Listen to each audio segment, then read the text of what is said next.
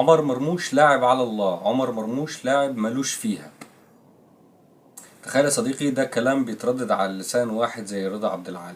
رضا عبد العال بغض النظر عن تاريخه، اذا كان لاعب كرة كويس، يعني انت كلاعب كرة ليه قيمته تقول ده والله رضا عبد العال ده كان بيلعب كرة حلوة جو زمان في فترة التسعينات.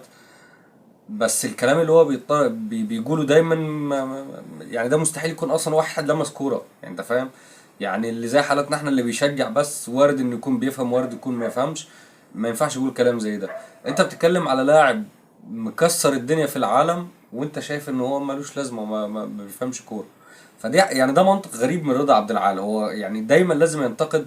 طب ما انت لو اتكلمت كويس يعني عن لاعب معين او مدرب او كذا او كذا، لو اتكلمت كويس برضو الناس هتتفرج عليك، هيقول لك شوف رضا عبد العال بيقول ايه. انما انت ليه تخلي الناس دايما تبص ليك بالسلب؟ انت النهارده بتتكلم عن عمر مرموش ان هو لاعب ملوش قيمة، ولاعب الحكم عليه هيكون في منتخب مصر لأن اللعب مع منتخب مصر أسهل من اللعب في أوروبا. طب ده كلام بالله عليك؟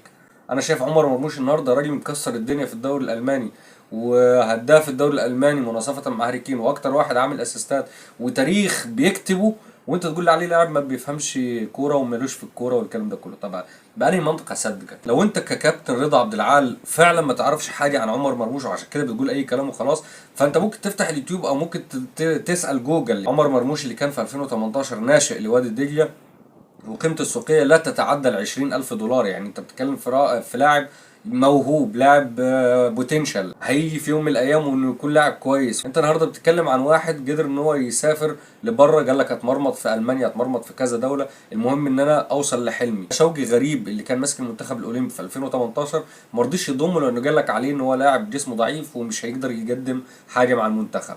بيسافر بعدها عمر مرموش لألمانيا وبيتنقل من فريق لفريق على سبيل الإعارة، وطبعا مرمطة. وانت يعني لك ان تتخيل ان واحد بالسن ده بيروح لدولة زي ألمانيا عشان يثبت نفسه، فأكيد يعني كم الضغوطات اللي شافها، وأكيد كم العقبات اللي قابلته في حياته، يعني عدد كبير جوي. انت عايز تقنعني بقى في الكلام اللي انا بحكي لك عنه ده كله ان عمر مرموش مالوش في الكوره؟ انت بتتكلم عن واحد قيمته التسويقيه كانت لا تتعدى ال 25,000 دولار، النهارده قيمته التسويقيه عدت ال 40 مليون دولار. وده مش من فراغ، ده من مجهوده ومن تعبه ومن حاجات كتير جوه كان بيقدمها في الملعب. انت قاعد ورا الشاشه بتنتقد فيه وخلاص، وانت اصلا المفروض ان انت ما تنتقدش عمر مرموش بالشكل ده.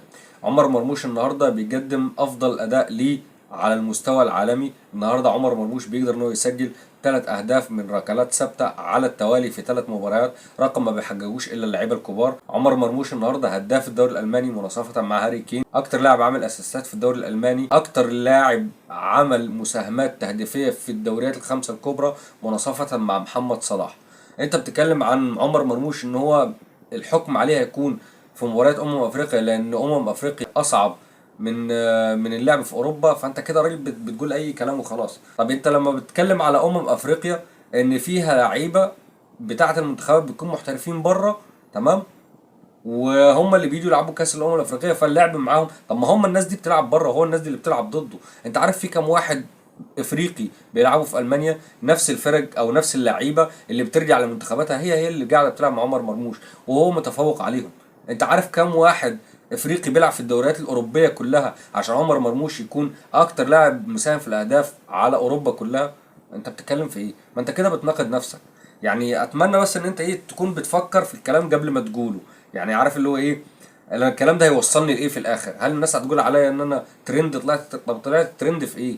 طلعت ترند في الهيافه مش عارف اقول لك ايه والله. سلام.